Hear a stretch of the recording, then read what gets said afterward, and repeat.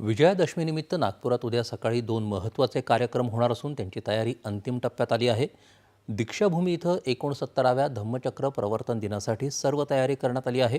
महापालिकेनं येणाऱ्या अनुयायांसाठी विशेष नियंत्रण आणि मदत कक्ष स्थापन केला आहे. तसंच सर्व सुविधांची पुस्तिकाही अनुयायांना मार्गदर्शनासाठी दिली जाणार आहे.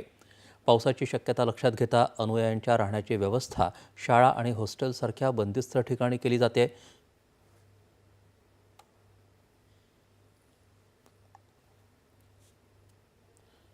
तसंच उद्या राष्ट्रीय स्वयंसेवक संघाचा 100वा विजयादशमी उत्सवही आहे.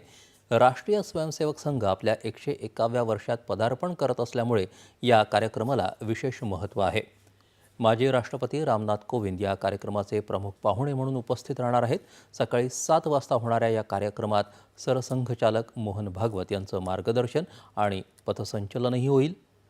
दरम्यान रामनाथ कोविंद यांनी आज दीक्षाभूमी इथं डॉक्टर आंबेडकरांच्या स्मारकाला अभिवादन केलं.